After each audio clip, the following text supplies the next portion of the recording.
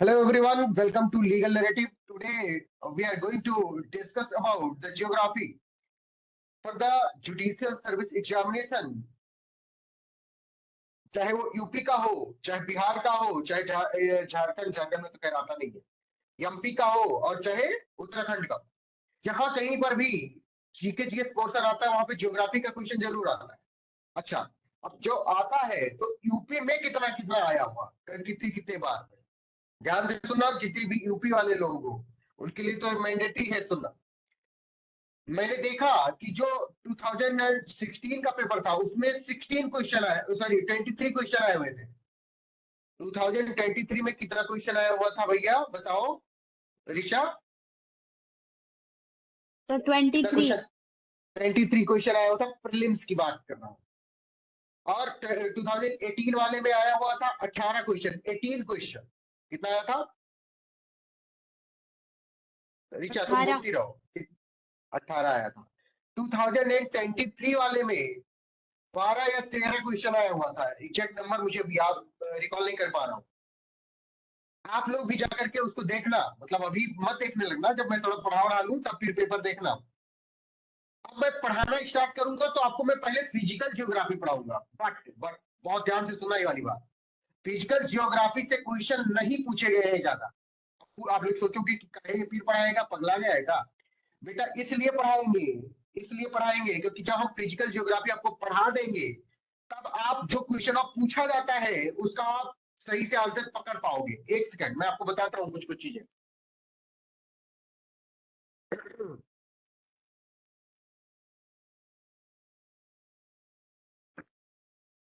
देखो, ये है अपनी fundamental geography, physical geography 11th class की। ये है अपना एटलस। हमको इस एस्पेक्ट से पढ़ना है। तुमसे ह्यूमन ज्योग्राफी का क्वेश्चन ज्यादा पूछता है। किसका क्वेश्चन ज्यादा पूछता है बेटा? ह्यूमन ज्योग्राफी का क्वेश्चन ज्यादा पूछता है।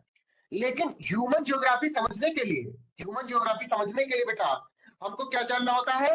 फिजिकल ज्योग्राफी जानना होता है। क्या जानना होता है? फिजिकल ज्योग्राफी जानना होता है। फिजिकल इन्वायरमेंट जानना होता है। हम फिजिकल देखो, जैसे जैसे जो लोग बनारस में जानते रहते हैं वो सोशल साइंस और रिसोर्स डेवलपमेंट से क्वेश्चन पूछता है। पूछेगा कि ट्राम्बे पावर प्लांट कहाँ पे है, तारापुर पावर प्लांट कहाँ पे है। ये सब ज्योग्राफी के क्वेश्चन होते हैं बेटा। तो ये आप कैसे आंसर कर पाओगे? सिर्फ रट्टा मारने से आंसर नहीं कर पाओगे। आप पहले physical feature of that territory जानोगे, उसके बाद में आप अगर नहीं भी पढ़े रहोगे तो गैस कर दोगे, तो गैस आपका सही जाएगा। उसके बाद में हायर स्टैंडर्ड की बुक, हायर स्टैंडर्ड की बुक, ये इस बुक का नाम कौन बताएगा? कौन जानता है? कोई है जेसी जो लियोन। जानता हो? जेसी हाँ लियोन। बिल्कुल, हाँ बिल्कुल। लियोन नहीं भैया, लियोंग। हाँ पास हो।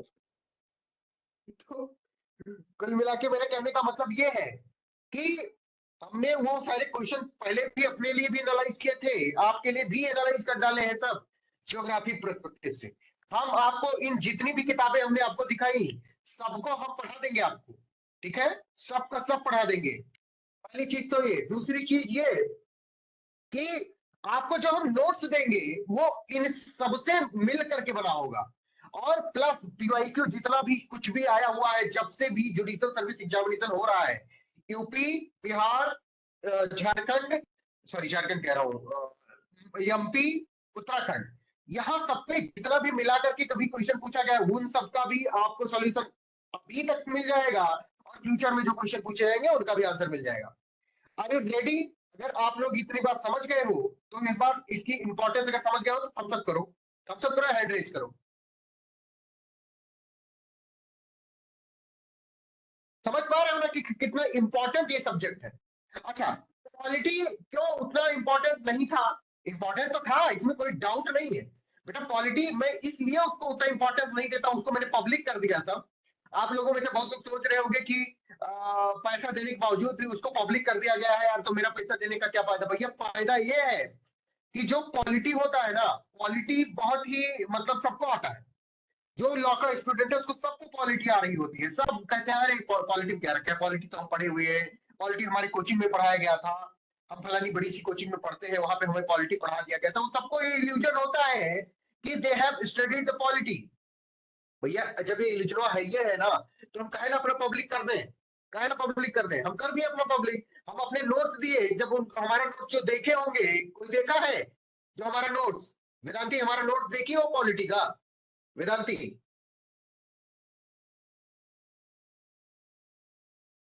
वेदांती, चलो वेदांती का अभी माइक हमें लगता है और होगा हाँ के सर, लिए। वहाँ से यहीं पे है। नहीं नहीं, होने से बेटा नहीं होता है, आंसर करना होता है प्रॉम्प्ट आंसर। जैसे मैं अभी ऋचा का नाम लूंगा, प्रॉम्प्ट करेगी वो, ठीक है? अभी उसका नाम कर नहीं ले रहा हूँ, तो मैं तुमसे पूछ रहा हूँ बेटा, क्या तुमने पॉलिटी का नोट देखा वेदांती? हाँ सर, देखा है सर। इट्स जस्ट कि मेरे को थोड़ा इंट्रोवर्ट हूँ मैं, ऐसे माइक तुरंत ऑन करके बोलते नहीं बनता है मेरे से। नहीं तो क्यों इंट्रोवर्ट हो गई? यहाँ पे तो किसी की शक्ल भी, एक दूसरे को कोई नहीं जानता मेरे सिवा। मैं ही हूँ जो सबको जानता हूँ, और आपस में कोई एक दूसरे को नहीं जानते हो, ठीक है? तो इसमें इंट्रो, अब भैया यार तुम लोग लाइव क्लास जो वो ऑफलाइन चलाएंगे हम, उसमें अगर तुम लोगों को आना होता तब तो मतलब नानी मर गई होती। वो नहीं करना है भाई, कुछ इंट्रो कुछ कुछ नहीं होता है, एकदम फील फ्री। समझ रही हो बेटा वेदांती? उसमें ओके सर, अच्छा, यस सर। क्या तुमने पॉलिटी का नोट्स पढ़ा? जो पॉलिटी का बेटा नोट्स पढ़ा होगा तुमने, तो उसमें तुम देखी होगी जो कुछ भी कहीं पर भी तुमने पढ़ा होगा उसके पहले, उससे कहीं बेटर लगा होगा। यस कितने सर, लोग इस यस चीज से एग्री करते हो? सर, आई कितने लोग एग्री। इस चीज से एग्री करते हो? हाँ, सिर्फ यस सर। वेदांती, ऋचा भी एग्री करती है। हर्षित, क्या तुम भी एग्री कर रहे हो क्या? हाँ सर, मतलब कि लक्ष्मीकांत का बिल्कुल निचोड़ दे दिया है उसमें। वो पढ़ने की जरूरत नहीं अरे, अगर कोई पढ़ना चाहता है। अरे भाई, बुक पढ़ना पड़े हमारे पढ़ाने के बाद तो तुम यार, हमारा पढ़ाना बेकार है यार, तुम क्या बात नहीं करते हो यार हर्षित? नहीं, मेरा मतलब ये वो नहीं था जैसे सर आप समझ रहे हैं। मेरा मतलब ये था कि उसकी जगह पर मतलब कि कम टाइम में वो चीज कवर हो सकती है। बिल्कुल बिल्कुल बिल्कुल बिल्कुल।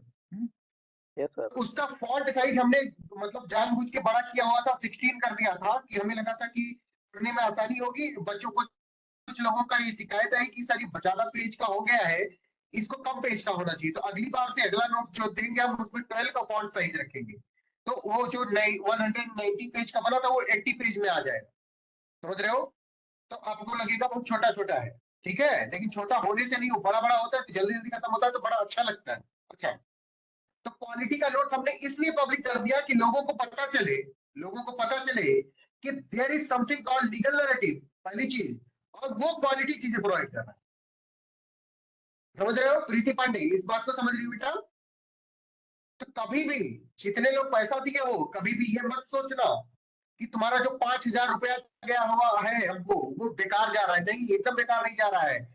अब ये वाला लेक्चर तो खैर पब्लिक जाएगा, इसका ज्योग्राफी का, इसके बाद कोई भी लेक्चर पब्लिक नहीं जाएगा, क्योंकि ज्योग्राफी नहीं पढ़े होते लोग जो जुडिशरी तैयारी कर रहे होते हैं, हिस्ट्री नहीं पढ़े होते हैं, इकोनॉमिक्स नहीं पढ़े होते हैं, उनकी कोचिंगों में नहीं पढ़ाया जाता है, उनके टीचर को नहीं आ रहा होता है, लेकिन आपके टीचर को आ रहा है, आपका टीचर पढ़ा देगा आपको, ठीक है? तो निश्चिंत रहिए, आपका पैसा बेकार नहीं गया है, और ना आपका हम पैसा बेकार जाने देंगे। आपके हिस्से की हम सारी मेहनत, सारा एनालिसिस सब कुछ करके आपको हम कुछ दिनों में, मतलब 2 4 5 दिनों में हम आपको वो लाइव में आपको क्वेश्चन सॉल्व करवाना स्टार्ट करेंगे। कभी सौरभ झा, तुम कभी हमारे चैनल पे जाकर के, यूट्यूब चैनल पे जाकर के देखे हो लवली क्वेश्चन कैसे सॉल्व करवाते हैं हम लोग? सौरभ झा, नहीं सर। बेटा जाकर के एक्सप्लोर करो। हम जब इलाहाबाद यूनिवर्सिटी के एंट्रेंस एग्जाम के लिए पढ़ा रहे थे, तो हमने वो सॉल्व करवाया था, क्या कहते हैं उसको, कुछ बहुत सारे क्वेश्चन बहुत सारे सब्जेक्ट्स के सॉल्व करवाए थे। Jurisprudence, public international law, constitution, Hindu law, मुस्लिम लॉ, करवाया था नहीं करवाया था सारी का, बताओ? करवाए थे सर। तो लाइक वो बढ़िया रहता था बेटा कि कैसा रहता था? सब बढ़िया रहता था, उससे डाउट्स क्लियर हो जाते थे। तो सेम प्रोसेस अप्लाई होने जा रहा है 2 4 दिन में, ठीक है? तो सबको वो वाला मतलब क्लास अटेंड करो, फिर उसके बाद में सुबह में शाम में जब भी मन करे सो के उठो, जब या सोने जा रहे हो या वॉशरूम में बैठो। वॉशरूम में भाई बैठ के बहुत लोग फोन चलाते हैं, मैं भी उसमें से एक हूँ। तो अगर आप वॉशरूम में बैठ के फोन चला रहे हो ना, तो वही पेपर वही सॉल्व कर डालो तब तक, ठीक है? जब घर वाले गरियाए कि काहे नहीं खोल रहे हो भैया, क्या कर रहे हो अंदर, तो कहते पेपर सॉल्व कर रहे हैं, ठीक है? तो ये इस तरह से पढ़ाई करनी है, मतलब इन्वॉल्व रहना है 24 घंटे। क्या कहती हो आयुषी? Yes sir. पढ़ाई करोगी ना बेटा आयुषी? हाँ सर। बहुत बढ़िया। तो ये सब चीजें आपको बताना बेटा इसलिए जरूरी था सबको, क्योंकि क्योंकि यूपी जुडिशरी की वैकेंसी जो है वो आने वाली है। ये बात पता चली है सौरभ, नहीं पता चली तुमको? ये सब पता चलिए। कब से है, कब आएगी? सर आप बताए 15 को आएगी। 15 को आएगी, बिल्कुल आएगी। ठीक है, तो इसलिए हमको मेंटली फिजिकली एकदम तैयार रहना है कि इस बार समझ रहे हो? सर किस मंथ में? इसी दिसंबर? मंथ में बेटा 15 को आएगी। अच्छा। मतलब 90% चांस है, क्योंकि जो मेरे सोर्सेस हैं वो बहुत इंटरनल सोर्सेस हैं, उनसे पता चला है। ठीक है, अब हो सकता है कि कुछ कुंभ की वजह। अच्छा हाँ, एक चीज बहुत इंपॉर्टेंट चीज अभी कल घटित हुई है, ये क्वेश्चन यूपी जुडिशरी का जब भी एग्जाम होगा 2025 में तब पूछा जाएगा कि यूपी में 76वां जिला कौन बनाया गया? कौन बताएगा? यस सर, आज महाकुंभ हुआ था सर। बनाया गया है। हाँ, आज महाकुंभ का वो 25 मार्च 2025 तक के लिए, 25 या 31 मार्च 2025 तक के लिए 76वें जिले के रूप में मान्यता दे दी गई है। ठीक है, अब वहां पे पूरा डिस्ट्रिक्ट एडमिनिस्ट्रेशन उनका अपना होगा। ये वाला नोट डाउन कर लो सब लोग, और ये क्वेश्चन पूछा जाएगा जब भी कभी पेपर होगा। ठीक है, और ये जियोग्राफी से रिलेटेड नहीं होगा, ये हिस्ट्री से रिलेटेड नहीं होगा, ये करंट अफेयर से रिलेटेड होगा। ठीक है, बताओ सर, समझ में आ रही है वाली बात? जी सर समझ रहा है। तो ये वाला क्वेश्चन एकदम पक्का है, और एक एक क्वेश्चन से इधर उधर ऊपर नीचे होता है, एक ही नंबर से सिलेक्शन होता है या तो नहीं होता है। ठीक है, अच्छा अब हम लोग पढ़ने जा रहे हैं द जियोग्राफी। ठीक है, तो जियोग्राफी बेटा हम जब पढ़ेंगे तो इसमें 2-3 तरह की जियोग्राफी होती है। अच्छा, सबसे पहले जियोग्राफी होता क्या है? कौन बताएगा? कौन बताएगा कि जियोग्राफी क्या होता है? बताओ रब। सर ज्योग्राफी मीन्स हो गया जहाँ पे हम हिमालय, लेक्स और फिजिकल सही, जितने भी होते हैं उसको जो स्टडी करते हैं उसको ज्योग्राफी बोलते हैं। बिल्कुल। जब जियोग्राफी मतलब होता है बेटा जिसमें हम सॉयल मतलब होता है अर्थ के फिजिकल फीचर, वहां पे रहने वाले लोगों की सोशल बिहेवियर, वहां पे होने वाली इकोनॉमिक एक्टिविटी, इन सबका जो अध्ययन करते हैं हम, उसको हम जियोग्राफी कहते हैं। जियोग्राफी, जियो मतलब अर्थ, ग्राफी मतलब उसके बारे में अध्ययन करना। जैसे बायोग्राफी होती है, प्रकृति के बारे में अध्ययन करना, उसको बायोग्राफी कहते हैं। उसी तरह से जियोग्राफी, पृथ्वी के बारे में अध्ययन करना जियोग्राफी होता है। ठीक है, अच्छा अब पृथ्वी के बारे में अध्ययन करने को हम कई तरीके से डिवाइड कर सकते हैं। तो नंबर 1 होता है बेटा फिजिकल जियोग्राफी, फिजिकल। नंबर 2 होता है ह्यूमन जियोग्राफी। अच्छा, अब आप लोगों को लग रहा होगा कि ये मैं डिवीजन क्यों बता रहा हूँ, ये इसलिए बता रहा हूँ क्योंकि 3 बार क्वेश्चन बिहार में पूछा गया है कि इनमें से किस कैटेगरी आप जियोग्राफी में पढ़ रहा है। तो ये लिख के याद कर लेना, जो भी बिहार वाले हों उनके लिए ज्यादा इंपॉर्टेंट है। Physical geography, human geography and bio geography. Bio geography, ठीक है। अच्छा, फिजिकल जियोग्राफी में बेटा हम 4 चीजों का अध्ययन करेंगे। फिजिकल जियोग्राफी में हम 4 चीजों का अध्ययन करेंगे।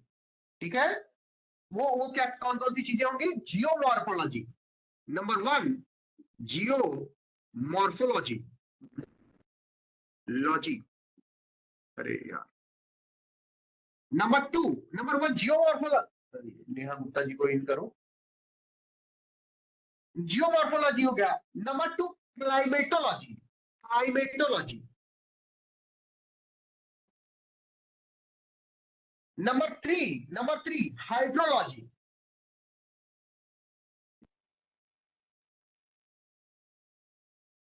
हाइड्रोलॉजी।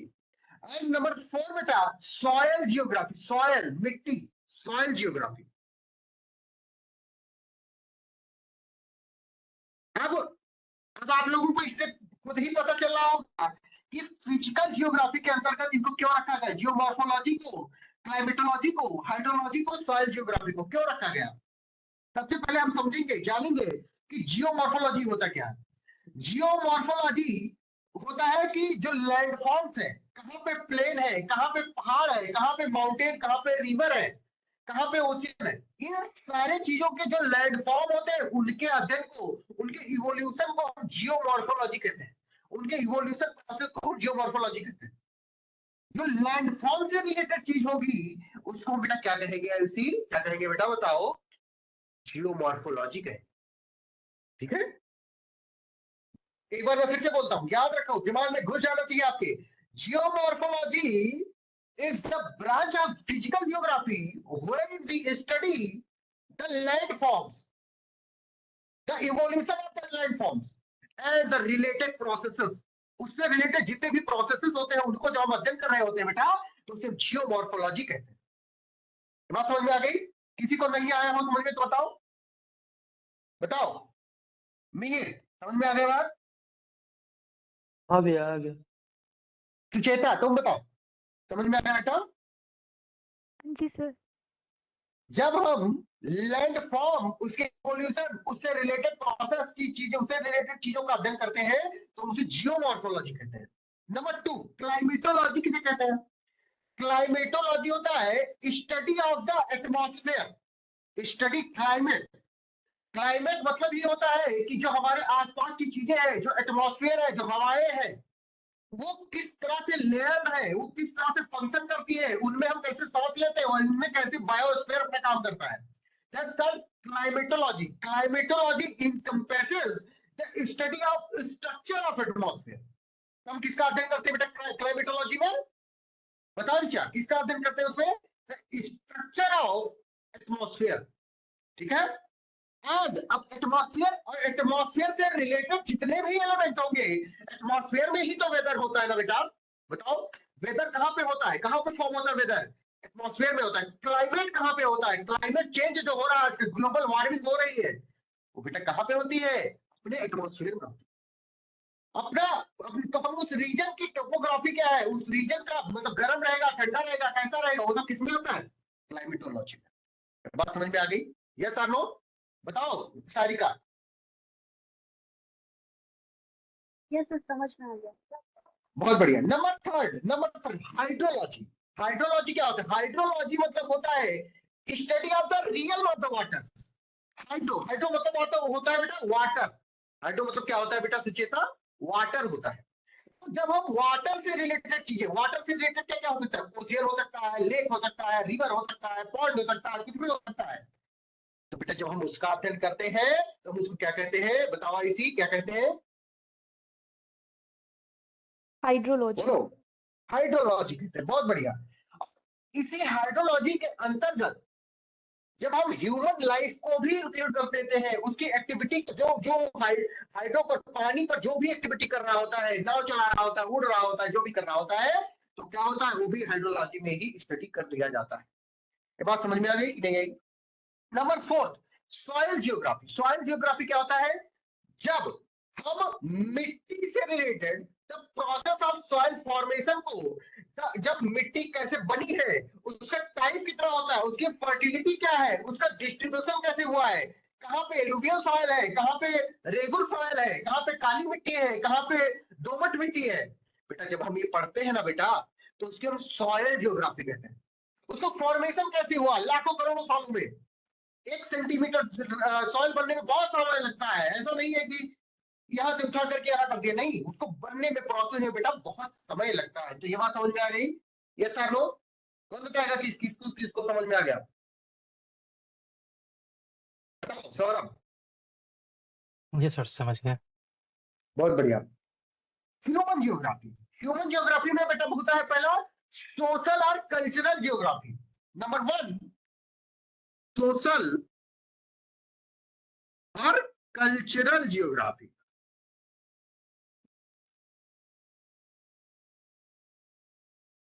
ठीक है, सोशल और कल्चरल जियोग्राफी। अभी हम पहले पहले पूरा बता देते हैं फिर आपको समझाते हैं कि कौन क्या होता है। Number 2 population and settlement geography. Population and, इससे बहुत क्वेश्चन आते हैं भैया, ह्यूमन जियोग्राफी वाले पोर्शन से बहुत क्वेश्चन आते हैं। Population and settlement geography. लिख लो, बहुत जरूरी है। Number third, economic geography. क्योंकि भैया इकोनॉमिक एक्टिविटी हमारी गाय तो करेगी नहीं, हमारी भैंस तो करेगी, हमारा कुत्ता तो करेगा नहीं, पहाड़ तो करेगा नहीं ना। इकोनॉमिक एक्टिविटी करने के लिए हमारा होना बहुत जरूरी है, ह्यूमन बीइंग का होना बहुत जरूरी है बेटा। तो जब ह्यूमन बीइंग का होना जरूरी है, तो जब इकोनॉमिक एक्टिविटी ह्यूमन बीइंग का करेगा ना बेटा, तो उसको हम इकोनॉमिक जियोग्राफी कह करके, और उसको किस कैटेगरी में डाल देंगे, उसको ह्यूमन जियोग्राफी की कैटेगरी में डाल देंगे। ठीक है प्रीति, समझ रही हो बेटा? क्या कहेंगे? Economic geography.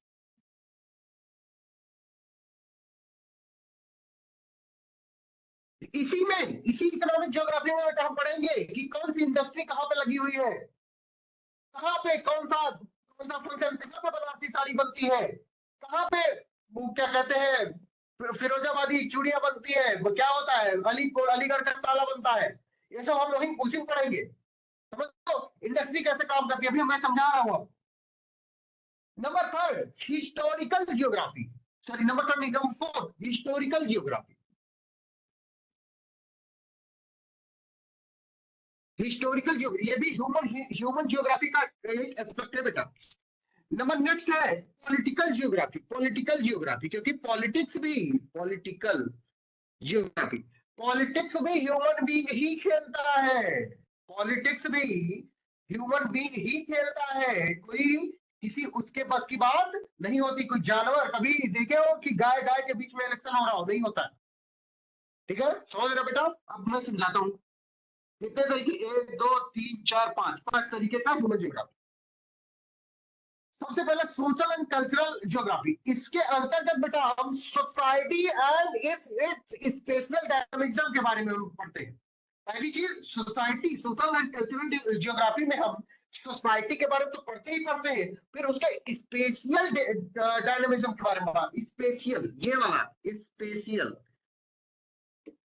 स्पेशल मतलब होता है कि इनका डिस्ट्रीब्यूशन कैसा हुआ है, मतलब कहाँ के लोग कैसा कल्चरल एलिमेंट फॉलो करते हैं, वो क्या कंट्रीब्यूट करते हैं। जब हम, जैसे कोई व्यक्ति जब मरता है अपनी सोसाइटी में, तो उसको क्या कई बार बोला जाता है कि उसको या तो अयोध्या लेके चले जाओ या तो बनारस लेकर के चले जाओ ताकि उसको मोक्ष मिल जाए। This is called cultural geography. It is related to the contribution of the culture with respect to the society. बात समझ में आ रही? स्पेशियल मतलब होता है प्लेस, प्लेस मतलब वो यानी कि जगह से, उस जगह का से रिलेटेड जो कल्चर है वो कैसा है, उसका डायनामिक कैसा है।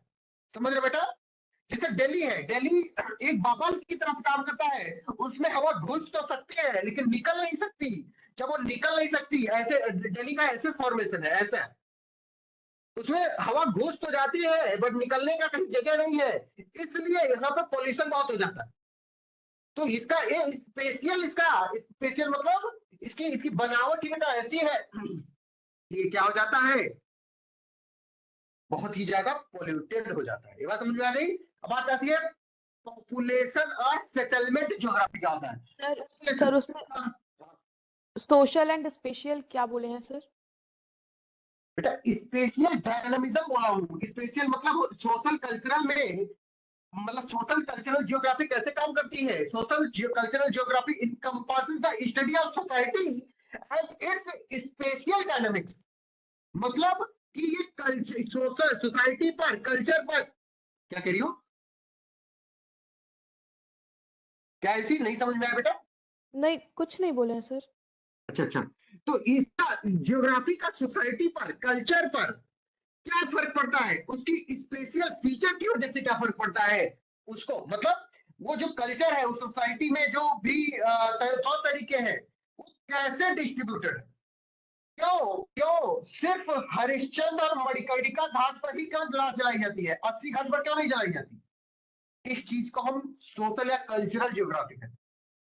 जितने भी लोग बनारस के होंगे वो समझ पा रहे होंगे। बताओ मीर, कभी देखे हो कि तुम 80 घाट पर लाश जलते हुए?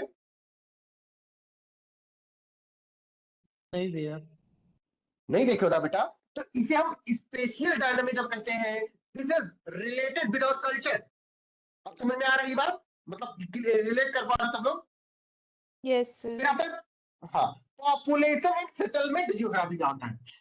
मतलब अपनी जो पॉपुलेशन है वो कहाँ पे रहती, अर्बन एरिया में रहती है कि लोग, सॉरी अर्बन के एक क्या कहते हैं गांव वाले को, रूरल एरिया में रहती है। सारी मैं भूल गया था क्या कहते हैं उसको। अर्बन एरिया में रहती है कि रूरल एरिया में रहती है, उसको हम उसके डिस्ट्रीब्यूशन को हम किस में पढ़ते हैं बेटा, पॉपुलेशन और सेटलमेंट ज्योग्राफी में पढ़ते हैं। अब वो जो अर्बन एरिया में या रूरल एरिया में जो रहती है ना, वो क्या कहते हैं पॉपुलेशन, उसका सेक्स क्या है, उसके उसके उसका डिस्ट्रीब्यूशन कैसे हुआ है, कि कहाँ पे ज्यादा लोग रह रहे हैं, कहाँ पे कम लोग रह रहे हैं, उसकी डेंसिटी क्या है, उसका सेक्स रेशियो कैसा है, उसका आउट माइग्रेशन हो रहा है कि इन माइग्रेशन हो रहा है। समझ रहे हो, ये हम इसमें डिस्कस करते हैं, किसमें पढ़ते हैं बेटा, पॉपुलेशन एंड सेटलमेंट में। इस पे क्वेश्चन बहुत बार पूछा गया है कि अपने यूपी और बिहार से लोग सो करके पोस्ट माइग्रेशन चल रहा होता है, यहाँ से हम लोग क्या करते हैं, इमिग्रेट कर रहे हैं और साउथ की तरफ जाकर के या गुजरात की तरफ जाकर के वहां नौकरी करते हैं, वहां पे इमिग्रेशन हो रहा है। ये हम समझाएंगे आपको कॉन्सेप्ट, और समझ में आ गई। बात आती इकोनॉमिक ज्योग्राफी। ज्योग्राफी में बेटा हम अध्ययन करते हैं कि वहाँ की इंडस्ट्री कैसी है, वहाँ पे ट्रांसपोर्ट कैसा है, वहाँ का इंफ्रास्ट्रक्चर कैसा, वहाँ की सर्विसेज कैसी है, वहाँ पे लोग इकोनॉमिक एक्टिविटी कैसे करते हैं। ये बात समझ में आ गई, बताओ आई चीज समझ में आई इकोनॉमिक ज्योग्राफी वाला। सारिका तुम बताओ बेटा। यस सर, समझ आ गया। बहुत बढ़िया। अब बात आती है हिस्टोरिकल ज्योग्राफी की, किसकी, हिस्टोरिकल ज्योग्राफी में बेटा आता है जब हम हिस्ट्री से रिलेटेड, मतलब ज्योग्राफी में भी हिस्ट्री, पानीपत, बड़े बड़े युद्ध पानीपत के मैदान में ही क्यों लड़े गए, वो उसकी ज्योग्राफी से रिलेटेड है। समझ रहे हो, क्योंकि उसके आसपास जब आप हिस्ट्री में पढ़ोगे, हिस्ट्री में जब मैं पढ़ाऊंगा तो मैं आपको बताऊंगा। एक बार यूपीएससी ने इस पर क्वेश्चन भी पूछा था कि why the greatest battle of India is fought in the Panipat. तो इसलिए बेटा हुआ था क्योंकि उसके आसपास हरियाणा और पंजाब का जो रीजन है, वहां पे गेहूं धान ये सब बहुत होता है। तो जो सेना होती थी, सेना को खिलाने पिलाने के लिए जो रसद होता था, रसद मतलब होता है खाने पीने की सामग्री, वो बहुत अच्छे से मतलब मिल जाती थी, क्योंकि सेना को खाने पीने का सामान बहुत ज्यादा चाहिए होता है जब वार हो रहा होता है, युद्ध हो रहा होता है। तो उसकी सप्लाई पानीपत में ज्यादा थी, इसलिए बड़े बड़े बैटल पानीपत में लड़े गए। सौरभ, ये वाली कंसेप्ट हाँ सर समझ रहा हूँ। मजा आ रहा है पढ़ के। Yes sir. पॉलिटिकल जियोग्राफी क्या होती है, पॉलिटिकल जियोग्राफी होती है कि वहां का जो पॉलिटिकल एंगल है, पॉलिटिकल इवेंट्स होते हैं, वो कैसे ट्रांसफॉर्म होते हैं, वो कैसे हो। जैसे अभी आप लोग साउथ कोरिया का एग्जांपल, साउथ कोरिया के बारे में अभी सुने हो सब लोग, वहां पे इमरजेंसी लगा दिया था उनके, उसने प्रेसिडेंट ने इमरजेंसी हटाई गई। वहां पे वो जियोग्राफी, वो पेनिनसुला जो है, वो पेनिनसुला है। पेनिनसुला मतलब होता है, जियोग्राफी में सब कंसेप्ट हम पढ़ाएंगे आपको। Peninsula is that part of the land territory which is surrounded by water from three sides। जो अपना साउथ इंडिया है, वो तीन तरफ से जल से घिरा हुआ, तो ये सब पेनिनसुला है। उसी तरह से जो साउथ अफ्रीका है, साउथ कोरिया, साउथ कोरिया है बेटा, जो वो भी तीन तरीके से घिरा हुआ है, और उसकी जो पॉलिटिक्स है, उसका जो पॉलिटिकल इवेंट्स है, वो भी जियोग्राफी से अफेक्ट होते हैं। समझ रहे हो बेटा, कितना वो डेवलप होगा कि जिसके पास ज्यादा ही बंदरगाह होंगे, बंदरगाह मतलब पोर्ट होंगे, वो उतना ज्यादा इकोनॉमिक एक्टिविटी करेगा इंटरनेशनल मार्केट में। क्योंकि अब अपना यूपी, गुजरात या महाराष्ट्र के बराबर क्यों नहीं डेवलप है, क्योंकि ये अपना जो यूपी है बेटा, लैंड लॉक्ड स्टेट है। यहाँ पे हमारे कोई बड़े बड़े पोर्ट नहीं है कि हम अपना सामान मतलब विदेशों को इंपोर्ट एक्सपोर्ट कर सके, नहीं कर सकते। समझ रहे हो, लेकिन जो महाराष्ट्र है, जो गुजरात है, जो तमिलनाडु है, जो केरला है, उनके पास क्या है बेटा, समुद्र का एक्सेस है, ओशियन का एक्सेस है, और इसकी वजह से बेटा वो क्या करते हैं, बहुत ज्यादा ट्रेड करते हैं, बहुत ज्यादा सप्लाई करते हैं, बहुत ज्यादा हर चीज करते हैं, और वो बहुत ज्यादा अमीर होते चले जाते हैं। बात समझ में आई? यस और नो? बताओ सौरभ। यस सर समझ गया। बहुत बढ़िया। बायोजियोग्राफी क्या होता है? बायोजियोग्राफी मतलब होता है वो फिजिकल फीचर जो बायोलॉजी को, मतलब किसी भी जीव जंतु के रहन सहन को अफेक्ट करते हैं। भैया समुद्र में मछली रहेगी ना कि शेर रहेगा समुद्र में, बताओ? शेर जंगल में रहेगा ना कि जाकर के नदी में रहेगा? इंसान समतल पर ज्यादा रहता है ना कि पहाड़ों पर ज्यादा रहता है? इंसान समुद्र में कम घर बना के रहता है, वो छुट्टियां मनाने चले जाए, वो अलग चीज है। लेकिन ज्यादातर अपना जो ये गेंजेटिक प्लेन है, गेंजेटिक प्लेन जिसे कहते हैं हम, ये बहुत डेंसली पॉपुलेटेड है, इसलिए क्योंकि ये गंगा यमुना का प्लेन। समझ रहे हो बेटा? बताओ यस और नो, बताओ साथ साथ। Yes sir. बहुत बढ़िया। अब बायोजियोग्राफी में कौन कौन सी चीज आती है? नंबर फर्स्ट प्लांट जियोग्राफी आता है। Number first plant geography.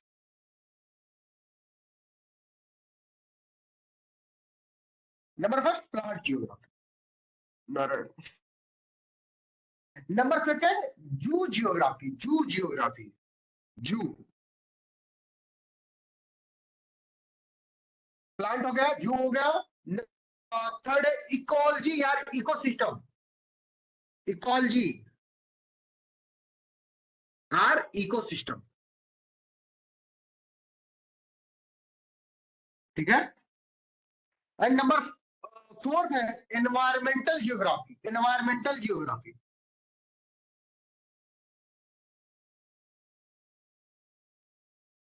ठीक है, एनवायरमेंटल जियोग्राफी। प्लांट जियोग्राफी बेटा वो होता है जिसमें हम नेचुरल वेजिटेशन का अध्ययन करते हैं। प्लांट जियोग्राफी बेटा वो होता है जिसमें हम नेचुरल वेजिटेशन का अध्ययन करते हैं। नेचुरल वेजिटेशन मतलब होता है जो पेड़ पौधे हैं, जो फल फूल वाले पेड़ पौधे हैं, जो किसी भी तरह के पेड़ पौधे हैं, उनका जो हम अध्ययन करते हैं तो उसे हम प्लांट जियोग्राफी कहते हैं। ये बात समझ में आ गई? जू जियोग्राफी क्या होता है कि कहां पर हम जू बना सकते हैं, उसका स्पेशल फीचर क्या होता है। समझ रहे हो? अब हम जो लोग कहाँ पे, अरे हर जगह तो है यार जो जू, कोई एक दो जू का नाम बताओ जरा। पटना सर। सर जी संजय लखनऊ गांधी। में भी है। हर जगह है, हर जगह है। पटना में संजय गांधी है। संजय गांधी नाम है ना, क्या नाम है उसका पटना वाले का? राजीव गांधी की संजय गांधी है? मीर तुम भूल रहे हो, संजय गांधी नाम है उसका। मीर रुक जाओ, हाँ, मुझे गूगल करने शायद दो, भी। मुझे गूगल करने दो।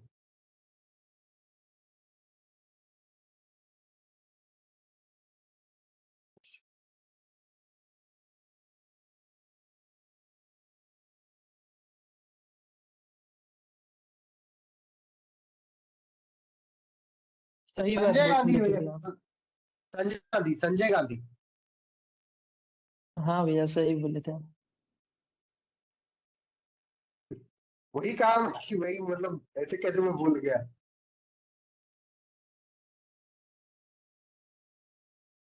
हाँ चलो, अब वैसे क्या कहते हैं मीर, तुम अपने स्टेट के बारे में बेटा याद रखो हर चीज, ऐसे काम नहीं चलेगा।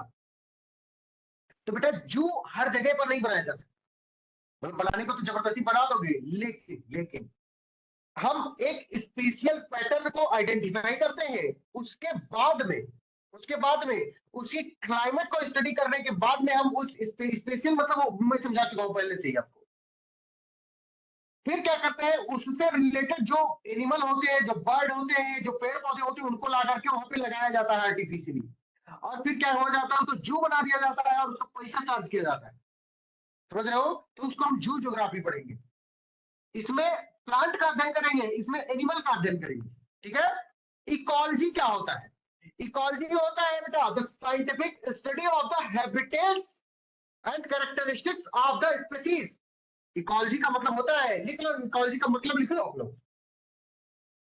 इकोलॉजी और इकोसिस्टम डील्स विद, लिखो लिखो, नहीं भूल जाओगे, क्योंकि और सब तो नहीं भूलोगे बट ये भूल जाओगे, इसलिए लिख लो।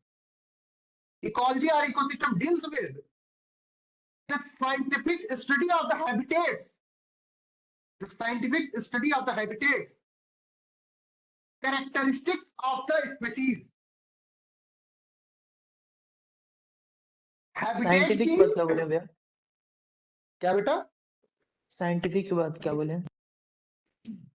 scientific study, ecosystem or ecology deals with the scientific study of the habitat and characteristics of the species। Characteristics मैं लिख देता हूं, CHAR, कैरेक्टर की स्पेलिंग बताओ IC, CHARACTERISTIC, कैरेक्टरिस्टिक यही स्पेलिंग होती है, लिख लेना, गलत ना करना सब लोग। S सही है ना? P S लास्ट में क्या कह रही हो? अच्छा कैरेक्टर, हाँ कैरेक्टरिस्टिक्स होगा, C के बाद S लगा दीजिए। अच्छा ओके, ऑफ द स्पीसीज, ठीक है, स्पीसीज की स्पेलिंग होती है SPECIES, मैं लिख देता हूं SPECIES, स्पीसीज, ठीक है। बहुत इंपॉर्टेंट बात है, कई बार ऐसे डायरेक्ट क्वेश्चन पूछेगा कि what is the meaning of ecology और इकोसिस्टम, तो आपको याद होना चाहिए। क्या क्या याद होना चाहिए बताओ, पढ़ के सुनाओ, क्या लिखी हो तुम? System or ecology deals with the scientific study of habitats and characteristics of the species. बहुत बढ़िया, बहुत बढ़िया, यही चीज, ये क्वेश्चन पूछेगा तो आपका गलत नहीं होना चाहिए। खैर, ये था अपना ओवरव्यू, ठीक है। और अब हम लोग पढ़ने जा रहे हैं फिजिकल जियोग्राफी। फिजिकल जियोग्राफी हमने आपको बता दिया है कि हम क्यों पढ़ेंगे फिजिकल जियोग्राफी, इसलिए पढ़ेंगे, ये इसलिए पढ़ेंगे क्योंकि ये फिजिकल जियोग्राफी डिटरमाइन करेगा कि ये ह्यूमन जियोग्राफी और ये बायो जियोग्राफी कैसे काम करेगी। क्वेश्चन यहां से ज्यादा नहीं पूछे जाएंगे, कहीं यूपी में पूछे गए हैं, लेकिन बिहार में या उत्तराखंड में यहाँ सब इससे ज्यादा पूछे जाएंगे, ठीक है। लेकिन इसको नहीं जानोगे तो ये आंसर नहीं कर पाओगे, समझ रहे हो बेटा? तो इसका हम कॉन्सेप्ट आपको समझा देंगे 3 क्लासेस में, और उसके बाद में ये हम आपको इस कॉन्सेप्ट की बदौलत बता देंगे कैसे रिलेटेड है। जैसे आज हमने आपको सबके बारे में एक एक चीज बताया, तो हमें लगता है कि आप सब लोगों को, लगभग कितने लोग यहाँ पे बैठे हो बताओ, किसको नहीं समझ में आया अभी तक? क्या कोई अगर कभी कुछ क्वेश्चन पूछा जाएगा कि फिजिकल जियोग्राफी क्या होता है या ह्यूमन जियोग्राफी क्या होता है, बायो जियोग्राफी क्या होता है, कौन आंसर नहीं कर पाएगा बताइए? ऐसे कर पाओगे बेटा कि नहीं कर पाओगे? Yes sir. कर ले जाओगे ना बेटा? उसी तरह से हम आपको क्या करेंगे, इसका तो हम बहुत बढ़िया कॉन्सेप्ट समझा देंगे आपको, उसके बाद से हम इसको रिलेट कर करके आपको बता देंगे कि why this culture is happening here only, समझ रहे हो? ये बतिया हम आपको बता के दिमाग में अपने हम पेनिट्रेट करवा देंगे, समझ रहे हो बात को? नहीं समझ रहे हो? सुचिता, यस और नो? Yes sir. तो अच्छा ये बताओ कि मुझे लगता है कि आज की क्लास ना पढ़ाया जाए, आप लोग ओवरव्यू पा गए हो, और बस मेन क्लास शुरू करते हैं अगले मंडे से। क्या कहती हो आरसी? जैसा आपको ठीक लगे सर। हाँ तो हमें ठीक लग रहा है। नेहा गुप्ता जी से पूछ लेते हैं। नेहा जी आप बताइए, हम लोग अब डिटेल इसका स्टडी कर, आप लोगों को पता चल गया ना कि क्या हम डिस्कस करने वाले हैं अभी? Yes sir. हाँ तो हम डिस्कस करेंगे नेक्स्ट क्लास से, ठीक है? ठीक है सर। हाँ, कोई ऐसा तो है नहीं जो मतलब इस चीज को अपोज करना चाह रहा हूँ कि नहीं आज भी पढ़ाया जाए। अगर कोई अगर एक भी होगा जो कहेगा आज भी पढ़ाया जाए तो हम पढ़ा लेंगे, कौन सी बड़ी बात। लेकिन मैंने आज खाना नहीं बनाया है, इसलिए मैं बंद कर रहा हूँ पहले।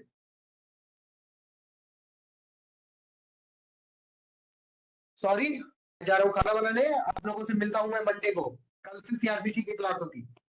जाओ, bye bye, Radhe Radhe. Good night sir, Radhe Radhe.